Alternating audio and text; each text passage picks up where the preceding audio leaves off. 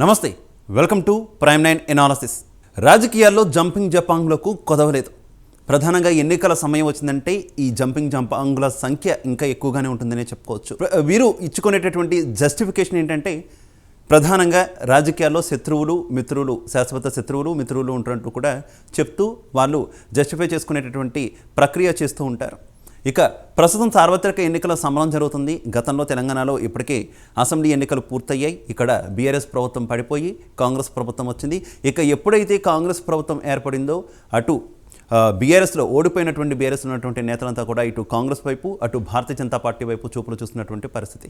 అయితే ఇందులో ప్రముఖంగా ఒక వ్యక్తి పేరు చెప్పుకోవాలి. ఆయనే మల్లారెడ్డి గతంలో తెలుగుదేశం పార్టీ నుంచి ఆయన వచ్చారు. ఆ తర్వాత ఆయన ఆల్ ఆఫ్ సడన్గా బీఆర్ఎస్లోకి వెళ్ళినటువంటి పరిస్థితి. బీఆర్ఎస్లో ఆయన ఎంపీ స్థాయి నుంచితో పాటు మంత్రి పదవులు కూడా అలంకరించినటువంటి వ్యక్తి.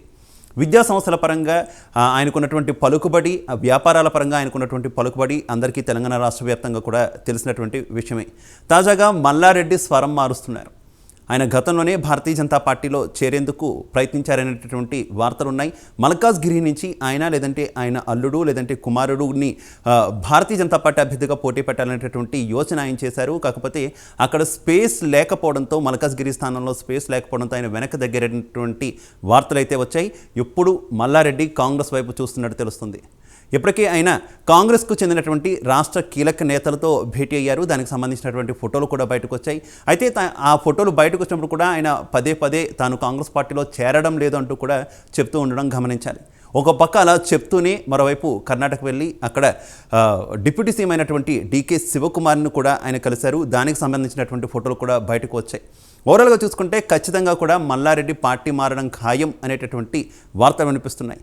ఇక మల్లారెడ్డికి సంబంధించి ఈ పరిణామాలు జరగకముందు మల్లారెడ్డికి సంబంధించినటువంటి కొన్ని విద్యా సంస్థల మీద అధికారులు దాడులు చేశారు. అలాగే కొన్ని కేసులు కూడా మల్లారెడ్డి భూ కబ్జాలకు పాల్పడ్డారు, చెరువులను ఆక్రమించారంటూ కూడా కొన్ని కేసులు కూడా నమోదయ్యాయి. ఈ నేపథ్యంలో ప్రెజర్ తట్టుకోలేకపోతున్నటువంటి మల్లారెడ్డి ఖచ్చితంగా కూడా కాంగ్రెస్ పార్టీ తీర్థం లేదంటే భారతీయ జనతా పార్టీ తీర్థం పుచ్చుకునేటటువంటి అవకాశాలు ఉన్నాయంటూ కూడా వార్తలు వస్తున్నాయి. ఒకవేళ అదే జరిగితే కనుక మేడ్చల్లో ఖచ్చితంగా ప్రధానంగా బీఆర్ఎస్ పార్టీకి గట్టి దెబ్బ తగులుతుందని అయితే చెప్పుకోవాల్సినటువంటి అవసరం ఉంటుంది. ఇక విశ్లేషకులు మాత్రం రాజకీయాలలోకి మాత్రం వ్యాపారస్తులు వస్తే ఈ రకంగానే ఉంటుంది. వాళ్ళకి వ్యాపారమే ముఖ్యమవుతుంది తప్పితే ప్రజా శ్రేయస్సు ముఖ్యం కాదు. వారు వ్యాపారాలు చూసుకునేందుకు ఎటువైపోయినా పార్టీలు మొగ్గడానికి వారు చూస్తూ ఉంటారంటూ కూడా విశ్లేషిస్తున్నటువంటి పరిస్థితి.